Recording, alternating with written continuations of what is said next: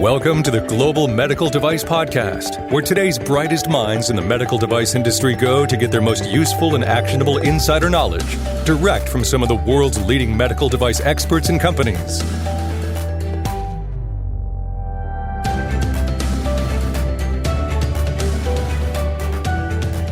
Greenlight Guru is committed to improving the quality of life, and now we're ready to improve the quality of education and training in the medical device industry. Greenlight Guru Academy is a comprehensive training resource for anyone looking to learn industry best practices with actionable training from industry experts.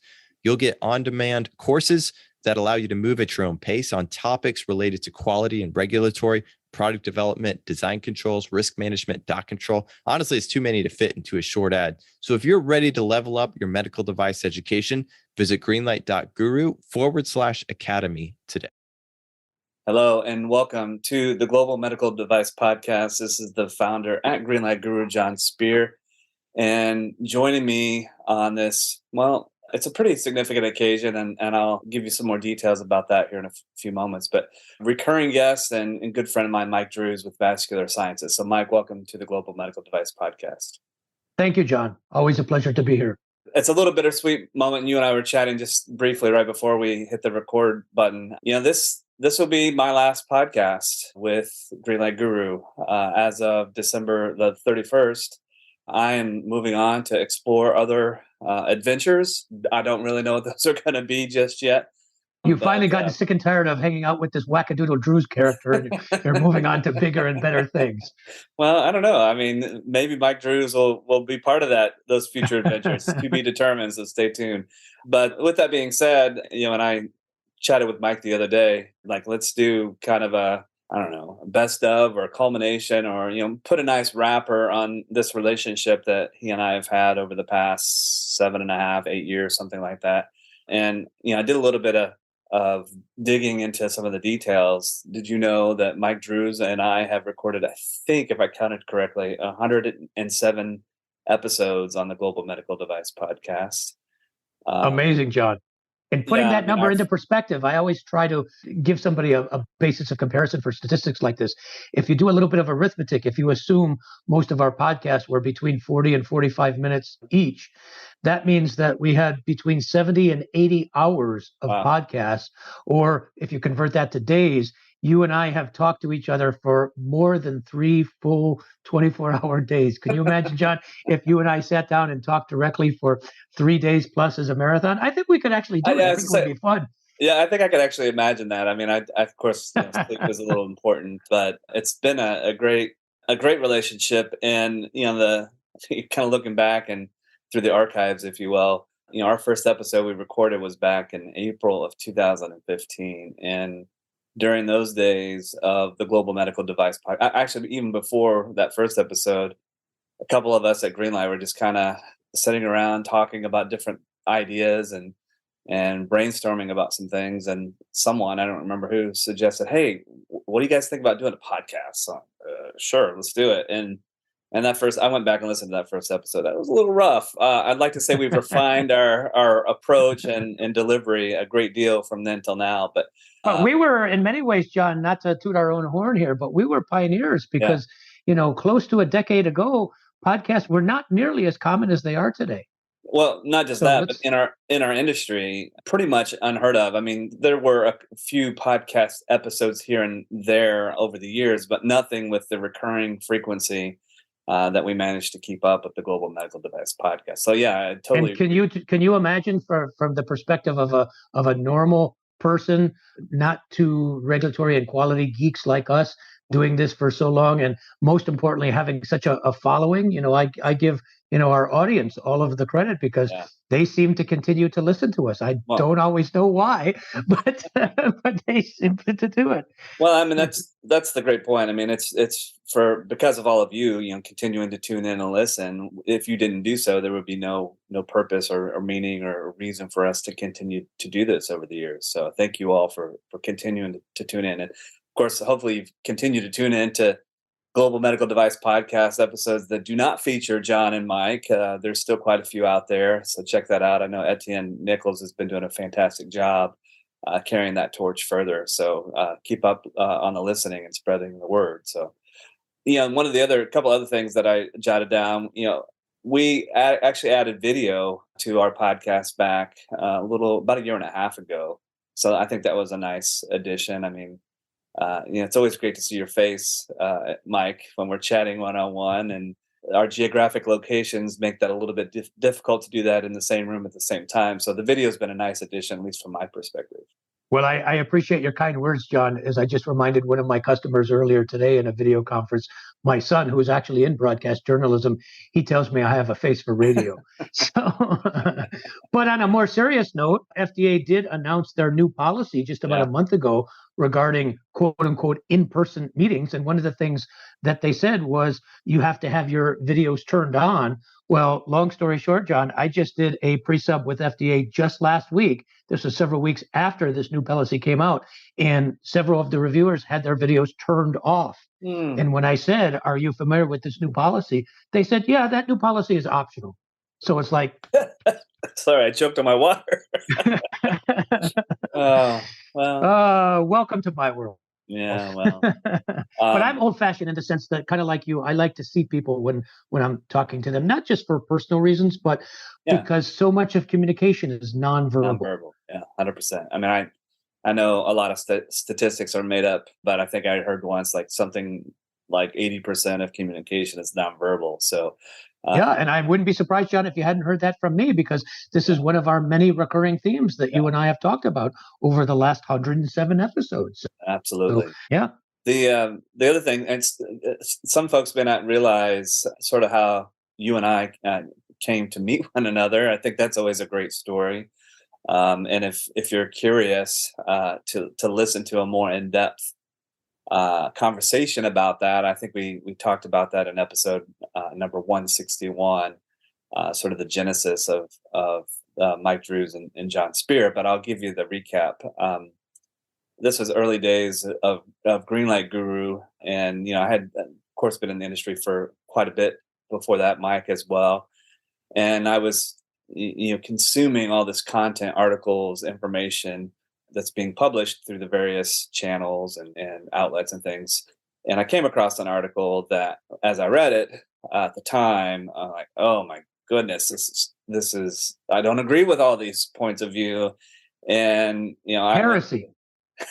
Well, I wouldn't go as far as say heresy, but I didn't agree with all the points of view.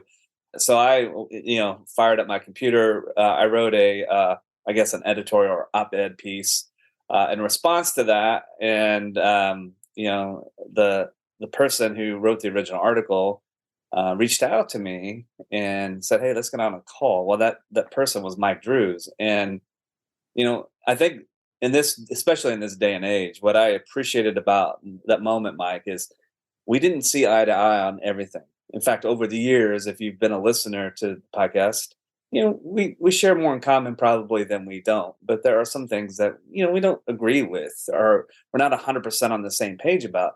But, what I love about our relationship is we can have civil conversations and discussions about this. And I think hopefully folks listening can apply that to their everyday lives, because, man, right now in this day and age, it feels like if you don't agree with somebody, you have to fight them. And that's just silly.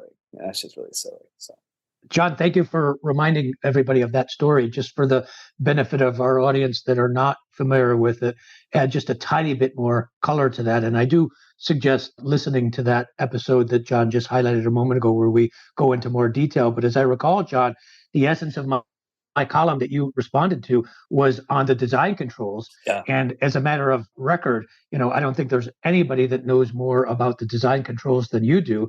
And one of the premises that I tried to make in that column was, when the design controls, or indeed when the rules make sense, then we should follow them. Right. But if the rules don't make sense and we follow them anyway, and we agree that they don't make sense and yet we follow them anyway, is that a problem with the system, or is that a problem with us? Right. And Jon, I put this word in your mouth, but I did so on purposely.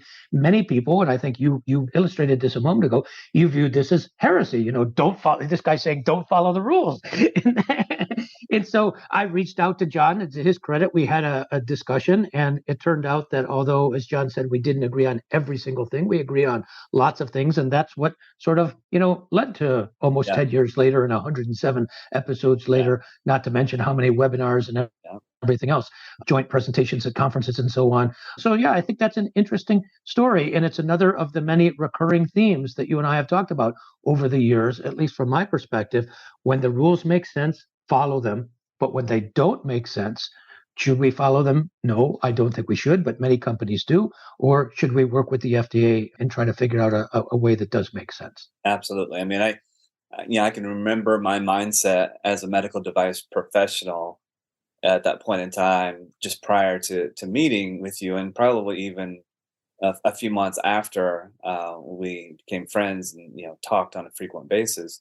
I was pretty narrow-minded and pretty narrowly focused when it came to dealing with regulators and FDA and that sort of thing. I'm thankful that because of in large part of exposure to your thoughts and ideas and working with you, that I've been able to sort of open my horizons. And I hope listeners have had that same opportunity over the years. This isn't a black and white world that we live in, and med device and FDA regulations and other regulations from other regulatory bodies around the world. It's not black and white. There's a ton left up to interpretation, but don't just follow blindly. And I appreciate being able to learn these sort of lessons and different mindsets and approaches from our interaction. So I appreciate that.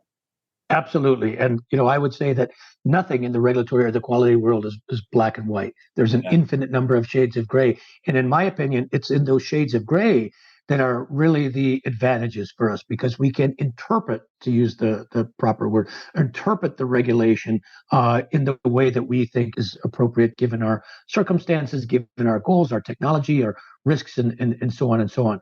As I often say, and I've said it in many of our discussions before, regulation is about two things. It's about the interpretation of words and our ability to defend our interpretation. There are almost an infinite number of ways that anybody can interpret a particular set of words. And I find it fascinating how so many people seem to think that the way that the FDA interprets a set of words is the only way or the best way to interpret them. When my interpretation is consistent with FDA, then great. But if my interpretation is different, then I will be the first to go to FDA and say, hey, here's what the words say, here's what the regulation says, and this is why my particular interpretation is important.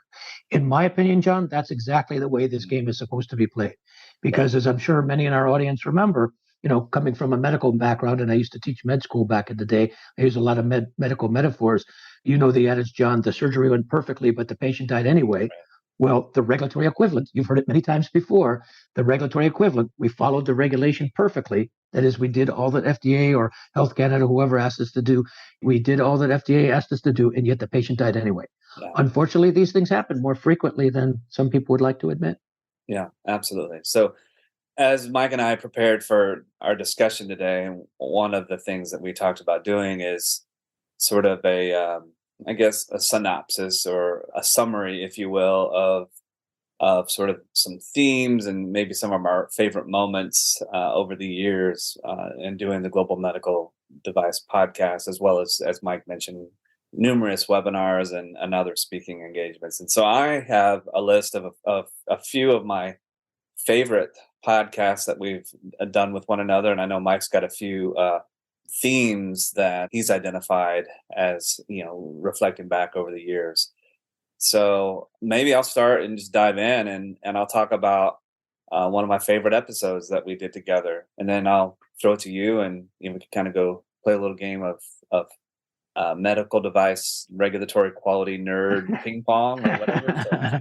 I think that would be great, Jon. And before you share your first one, sure. I just wanted to tell our audience to give my friend Jon Speer a little bit of credit here. When Jon and I spoke a few days ago to talk about how we were going to, organize this last podcast discussion, I was the one that suggested, well, why don't each of us, pick our top 5 or so podcasts of those 107? And just a few minutes before we started the recording, I threw my friend Jon in Audible. I said, I want to change the play.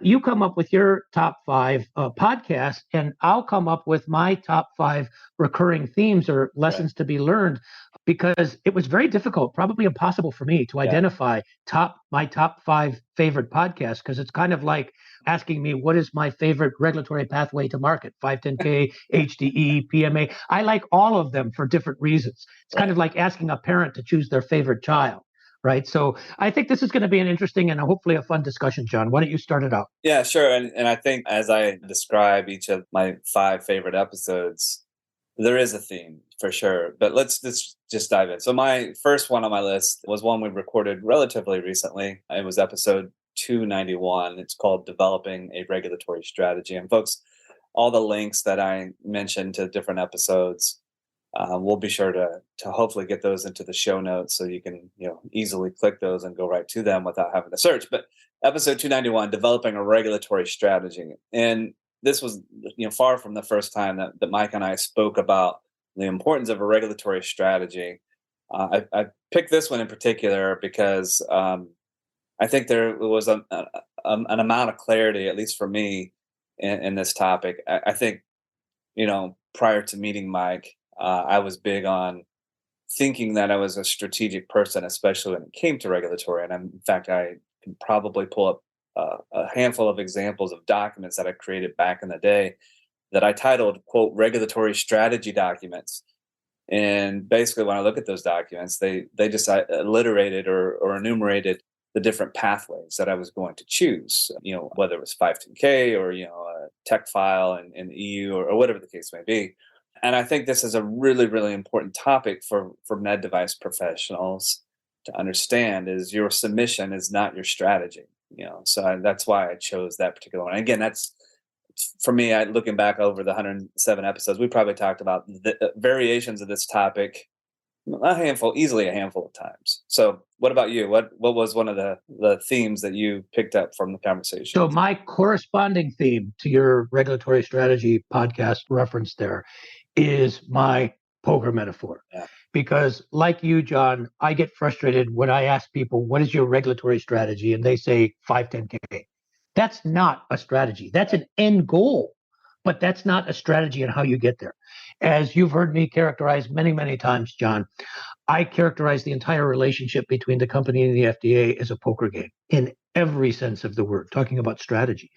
And just because you know the rules of poker doesn't necessarily mean you're going to be a good poker player, doesn't mean that you're going to win the game. I want to do everything that I can, legal, of course. I don't want to be wearing any orange jumpsuits in order to win the game. In other words, you could read 50 books on the rules of poker. Does that mean that you're going to be a good poker player? Does that mean that you're going to win the game? Absolutely not. 2 players can be holding exactly the same cards in their hand, and yet one will win and the other will lose. So it's not just about knowing the cards in your hand. Yeah, you have to know them.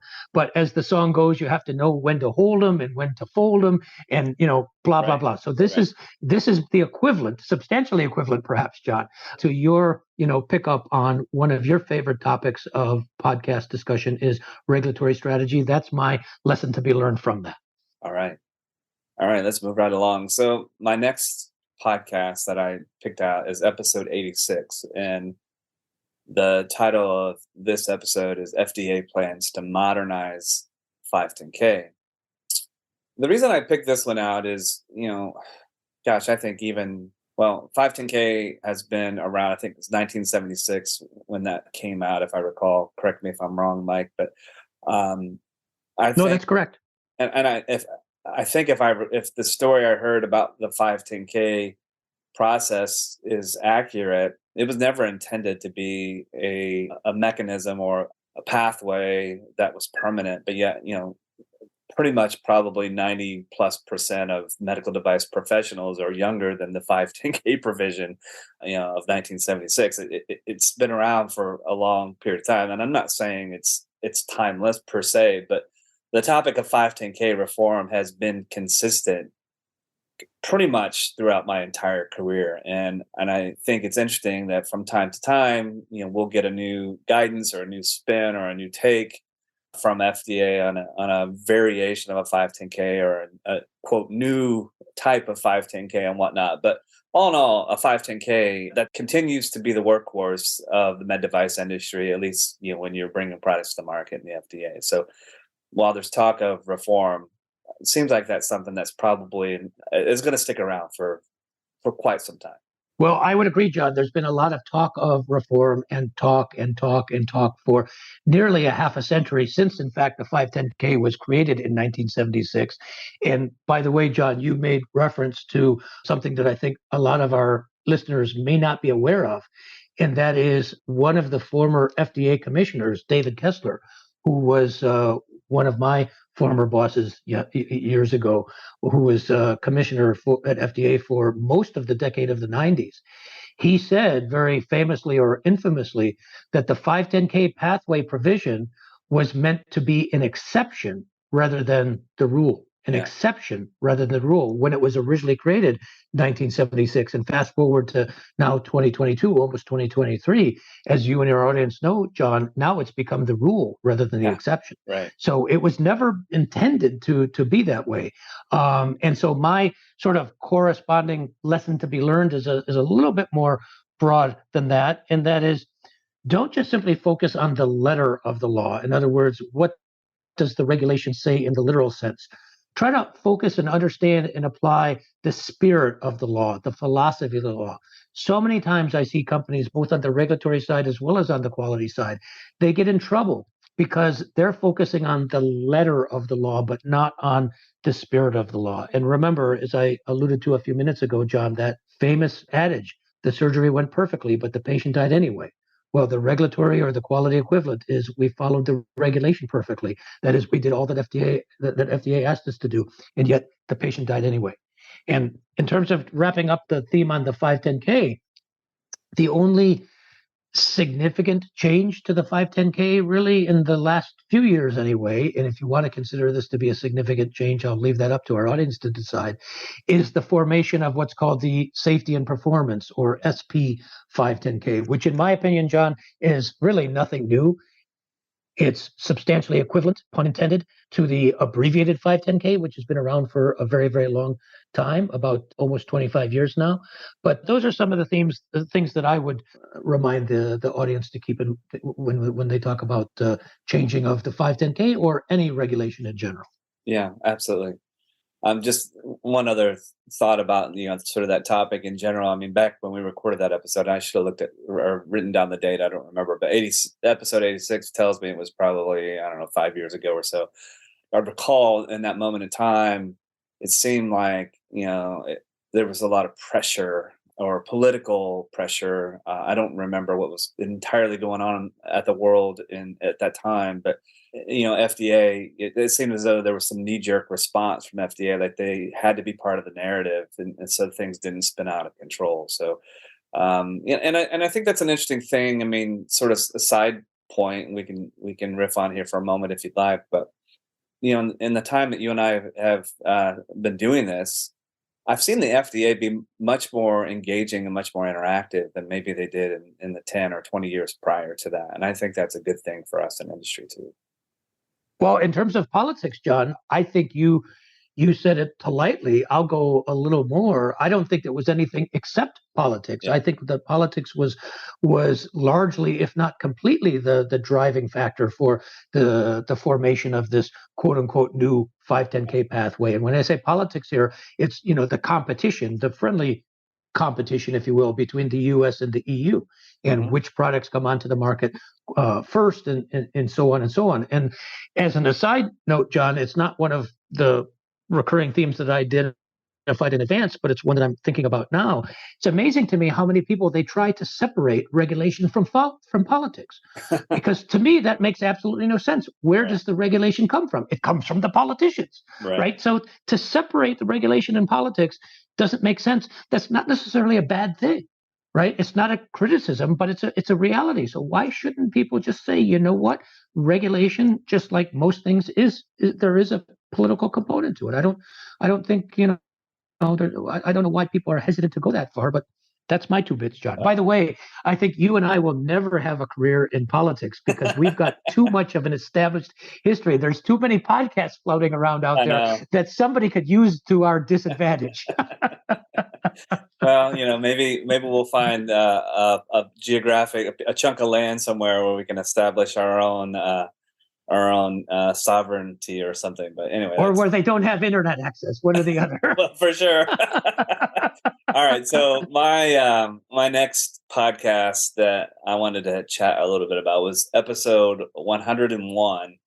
And the title of this one was How to Make De Novo a Viable Option. And I picked this one in particular because I think, my medical device life before getting to know Mike Drues and, understanding some of the nuances and intricacies and benefits of these different pathways. I was sort of that tunnel vision. I looked at 510Ks and I probably didn't look at a lot of other pathways. In fact, some companies that I worked for once upon a time, if we determined that the product we were exploring or considering developing was going to be a class 3 and require a PMA, it almost meant kill the project, move on. And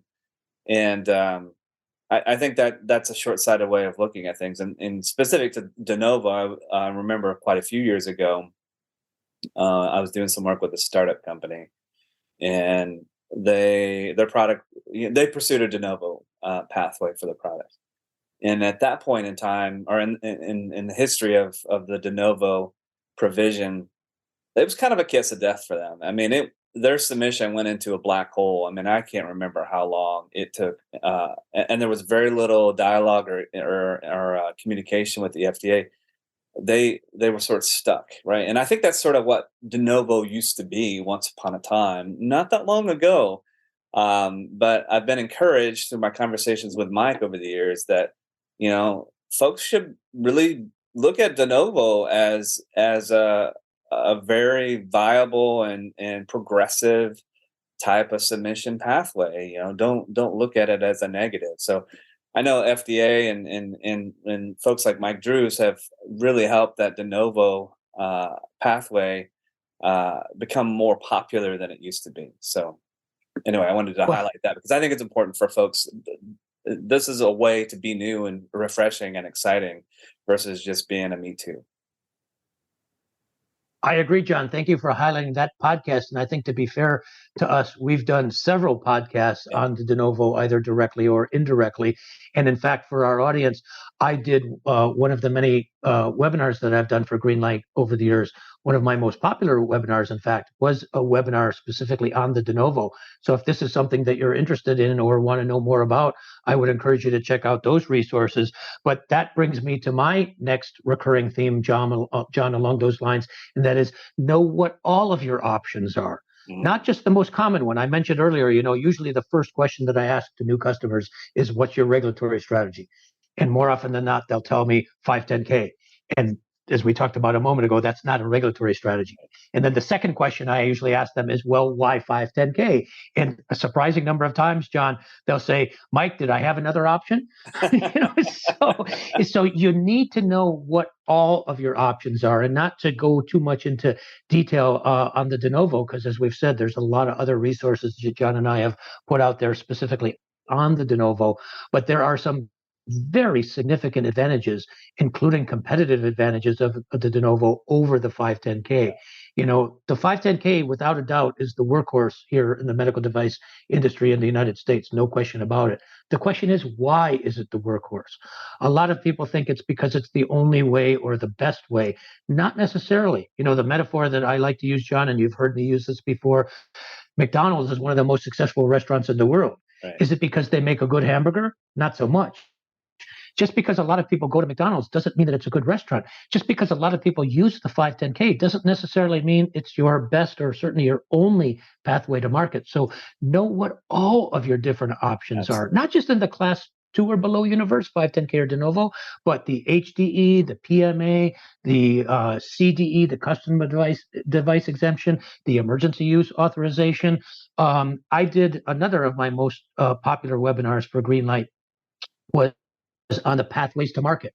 where I describe all of the different pathways and the sub pathways as well.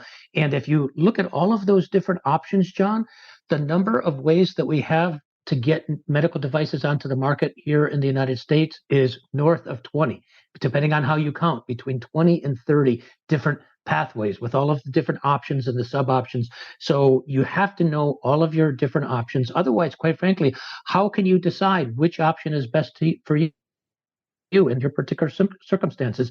In other words, how can you do your job? So recurring theme number for me is number 3 for me is know all of your options, not just the common, not just the vanilla flavored, but all of them. Yeah, absolutely.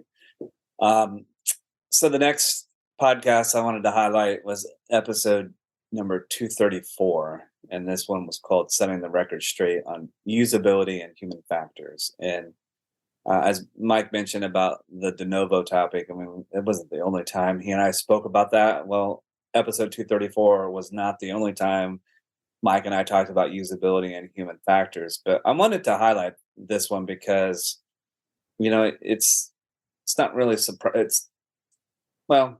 it's kind of surprising, I guess, to me that here at the end of 2022, that so many in industry are still so damn confused about usability and human factors. And I mean, I started my career in this industry in the late 90s, and the regulations as we know them today in the US were, for all intents and purposes, new, if you will, at that time. And this concept of design controls, it was a little befuddling for a lot of product developers. For me, it made perfect sense. Oh, I have to define what's important to the user of this product. I have to define the requirements of this product. I have to prove that it works the way I designed it. I have to prove that it works the way it's supposed to at point of use, and all these sorts of things. And to me, that's in essence, human factors and usability. I have to know that my product is going to work the way I said it was going to, by the people who are supposed to use it when they're supposed to use it, all these sorts of things. And why this is so confusing, I have no idea. I mean, I could speculate. I think it seems like, design controls has become its sort of own thing. And then there's this other thing called risk management that's sort of an offshoot of that. And there's this other thing called human factors or usability that seems to be an offshoot of that yet still. And like, people, stop the madness. These are all the same thing. Maybe there's slightly different views or perspectives, but folks, this industry still has a huge learning curve, sadly, when it comes to usability and human factors. So I wanted to highlight this episode, and hopefully you all will go listen to that, and hopefully there's some light bulbs that'll turn on, and hopefully we can get out of this madness. Well, again, thank you for highlighting that usability episode, Jon. The corresponding recurring theme that I would identify that applies to human factors or usability, but it also applies to other things. And that is, you can't anticipate all questions or problems, but you can certainly anticipate many of them. In the 30 years that I've been playing this game, this is one of the many lessons that I've learned. You can't anticipate all questions or problems, but you can anticipate many of them. And when it comes to usability, it fascinates me, Jon, how we have now such regulation, such requirements on usability testing, and yet we still continue to have usability related issues in medical devices in the real world. And this is something that I talked about a lot in my webinar that I did for Greenlight, specifically on usability testing. I think that the root cause of this problem, to put this in engineering terms, because as our audience knows, my background is in biomedical engineering. That's what my PhD is in. The root cause of this problem is, although we do usability testing usually before the product is cleared or approved and on the market, it's done in such a controlled, kind of contrived way that it's not realistic of the real world. And just as one quick example, and I've shared this story with in some of our podcasts before, so it might sound familiar, but I think it's bears repeating. I was doing a presentation at a conference a couple of years ago, and coincidentally, the woman that was presenting at the conference just before me was talking about the usability study that she did for a laparoscopic device. And one of the things that she said was that the surgeon had to use and follow the DFU, the directions for use. And well, you're laughing, Jon, so you know where I'm going with this. But for the benefit of the audience, I wanted to have a public discussion on this. I said at the end of her presentation, I posed her the question or the statement rather. Well, you realize now that you have totally completely invalidated your usability testing here, because we all know that in the real world, nobody, or certainly very, very, very few people do that. And she responded to me, and I'll never forget what she said. She said, "Yes, Mike, I agree with you 100%, but it passed muster at the FDA." So what good is doing usability testing or a clinical trial or indeed any kind of a testing if it's not realistic of the real world? Right. So my advice, somewhat facetiously, but also seriously, my advice to companies when they want to do usability testing, my usability testing protocol is very simple. It's only 2 steps.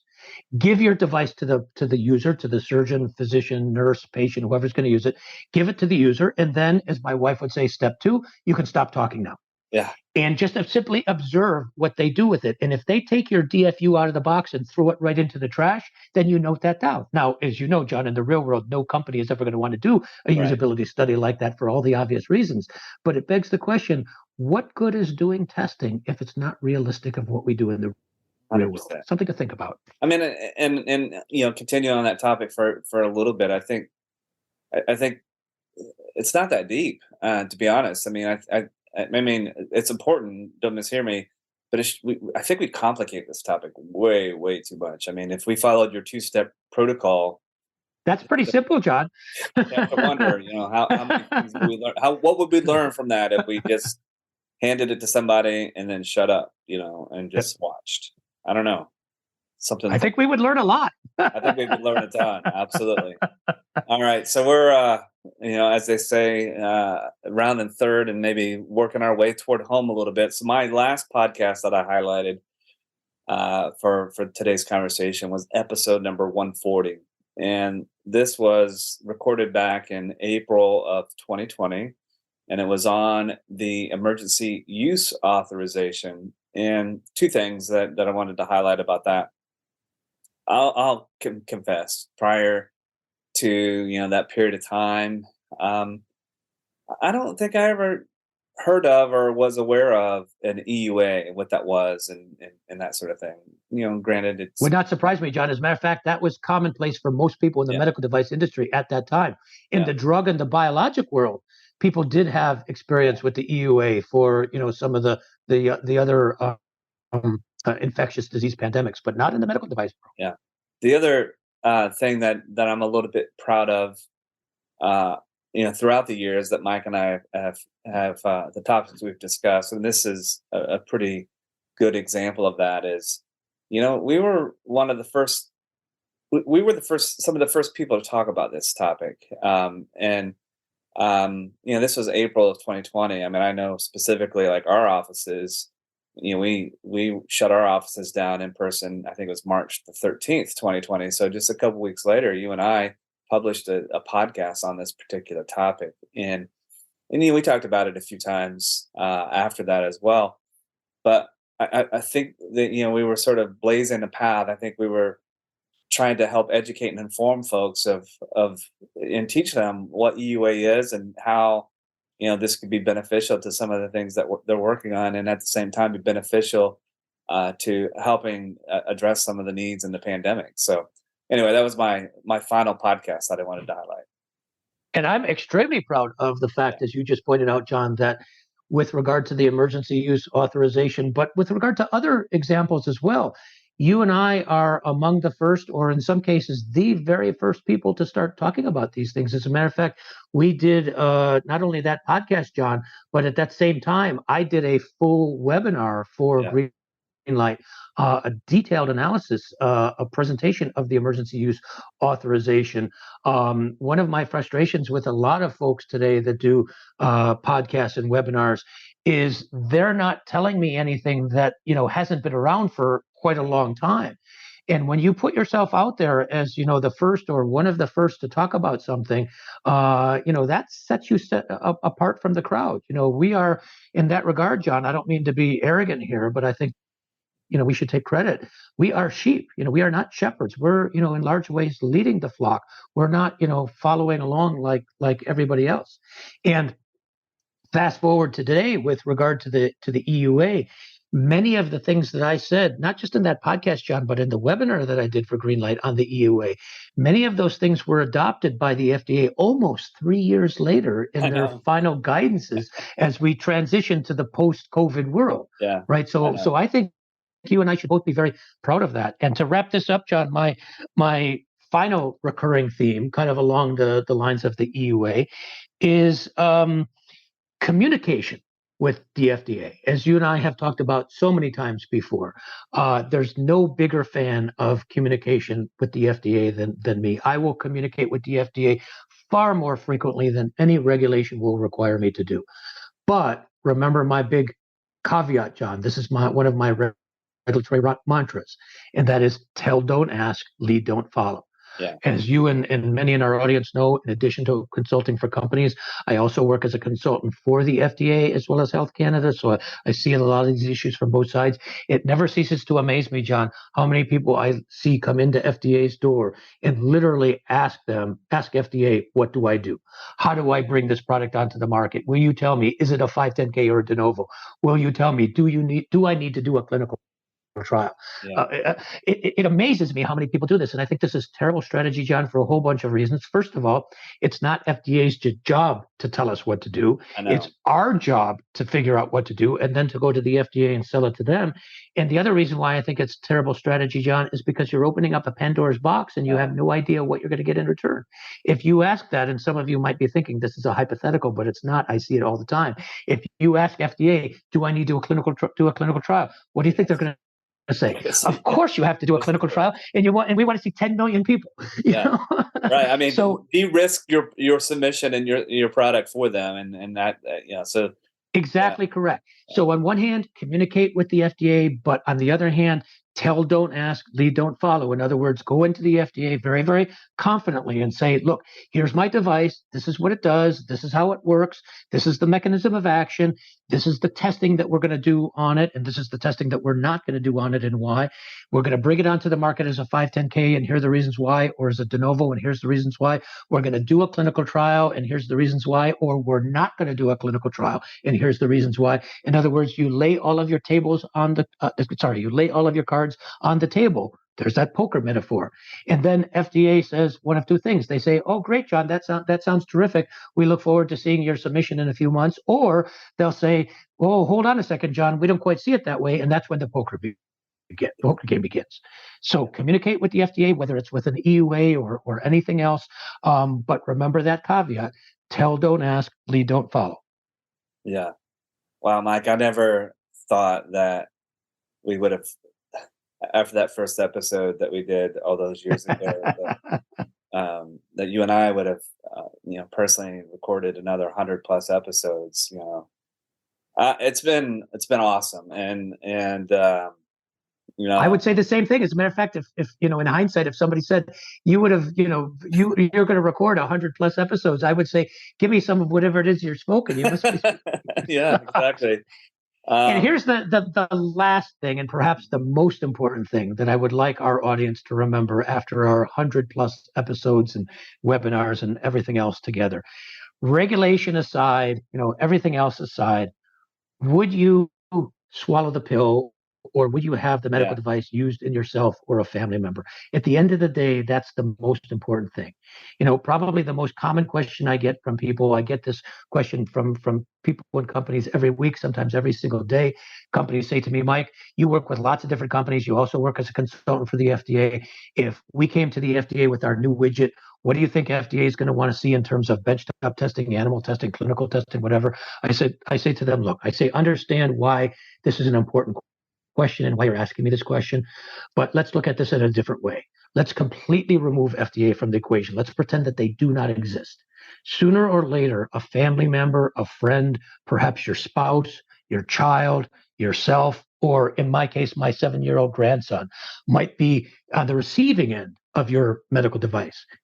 When that day occurs, what would you, Jon, or what would me, Mike, or whoever want to see to put our own personal stamp of endorsement. I don't want to say, approval, clearance, whatever. That's just, legal verbiage, but your personal stamp of endorsement to say that this product is okay to use in my spouse, in myself, or maybe even in my 7-year-old grandson. Then and only then should we go to the FDA and have an intelligent conversation about what is necessary to be done in order to bring this product onto the market. That's a very different kind of an approach, but it's my approach. In my opinion, Jon, maybe I'm naive. I think it makes a lot of sense. But that's one thing, perhaps the single most important thing that I would like our audience to remember after these, 30 or 40 hours of talking that you and I have done over the years. And that's just the stuff that we've put out there that's publicly available. That's not the private stuff. Yeah. But that's what I would leave our audience with, Jon, is one final thought. Yeah, 100%. And, if I were to have a final thought, it's very much in alignment with that. And, I had a moment early in my career where, let's just say prior to this moment in time, I had a cool job. I got to design medical devices, and it was a lot of fun. But the gravity and the magnitude of what I was doing was lost on me at that point in time. And I had a moment where I was present for the first ever human clinical use of a device that I had designed and developed. I was there, and it hit me like, oh crap. Did I do this? Did I do that? I was going through and questioning, all the things that I did and didn't do in my head. And I had a panic moment. And I think that was really good for me as a person, but also fantastic for me professionally, because I had that realization that what I do as a medical device professional has an impact on the quality of life. And I want it to be a positive impact. Every one of us in this industry should understand the gravity and the magnitude and the importance of what we're doing as medical device professionals. As Mike said, would you use this on yourself? Are you improving the quality of life of humanity through your efforts as a medical device professional? And if you wouldn't be willing for your product to be used on yourself or someone that you love, and you're not improving the quality of life, then please do all of us a favor and get out of the industry and go do something else. Yeah, I couldn't agree more. I think that was a wonderful sentiment. Very well said, Jon. And in many cases, you're right. It's trying to improve the quality of life. But in some cases, for those of us that work in the Class 3 universe, it's just simply life or death. Yeah. In other words, if you do your job correctly, the patient lives. If you don't do your job correctly, the patient dies. Absolutely. That's pretty black and white. I know I said earlier there's nothing black and white, but that's pretty black and white, life or death. So this is, as I say many times, this is high stakes bingo. We're not designing, widgets, that if it breaks, it's an inconvenience. You throw it away, you get a new one. But in the medical device world, often the stakes are much higher than that. Absolutely. Well, Mike, again, it's been a blast. Thank you. I've enjoyed all these times we've had together. And folks, thank all of you. I mean, as Mike and I mentioned earlier, if you guys didn't keep listening, we wouldn't have kept talking, for all these years. But, it's been great to meet quite a few folks in person, face to face, at events and whatnot over the years. And when somebody comes up to you and like, hey, I love when you and Mike talk about blah, whatever the topic might be. I mean, it's weird, to be honest. It's a little weird, but it's cool at the same time that we've had, a little bit of an impact and influence on some of the things that are being talked about in our industry. And I've seen so many positive things about this industry. I love the medical device industry, and, it's keep doing the good work, as much as we talk about the errors and the follies over the years. At the same time, there's a lot of terrific things that you all are doing. So keep up the great work, and I'll be paying attention from home or wherever I'm at, whatever my next adventure takes me to see what's new and exciting in the medical device industry. So I'm looking forward to hearing about those stories. So thank you all. Well, Jon, I would just like to echo those sentiments exactly. I want to thank you for being willing to participate in all of these discussions. As you pointed out in the beginning, we agree on many things, but we don't agree on everything. And I think that's partly why our discussions are listened to by so many people, because when you have people that are just talking about the easy stuff, or people that are talking about stuff that everybody agrees on, quite frankly, that's boring. That's like why in politics, when you have a debate between two different people with differing views, it's interesting to listen. And you're like a tennis game, you watch the ball go back and forth. So thank you to you, Jon, professionally as well as personally, for putting up with all of my wackadoodleness. It is kind of strange to get people. I never thought we would have fans, but we both have been at places and people have come up to us, hey, are you the guy from that podcast or whatever? And I also want to thank the Greenlight family for hosting all of this and for handling all of the behind the scenes kind of stuff of the organization and all that. I know it's not glamorous, but it's somebody needs to do that. So thank you, Greenlight, for doing all of that. And I'll still be working in this business, so feel free to continue to reach out to me if there's anything I can do to help. Absolutely. So all right, y'all, maybe we'll cross paths somewhere along the way. And if you see me out and about, and be sure to say hello. Maybe we can grab a beer and sit down and have a chat. So thank you all. Again, this is Jon Speer, founder at Greenlight Guru, and you have been listening to the Global Medical Device Podcast. The medical device industry is nothing if not unique. So we built software that works the same way. Greenlight Guru is the only quality management system designed by medical device professionals to meet the unique needs of medical device companies. Our cloud-based platform allows companies to bring safer products to market up to 3 times faster while reducing risk and lowering cost. Visit www.greenlight.guru today to request your free personalized demo of Greenlight Guru.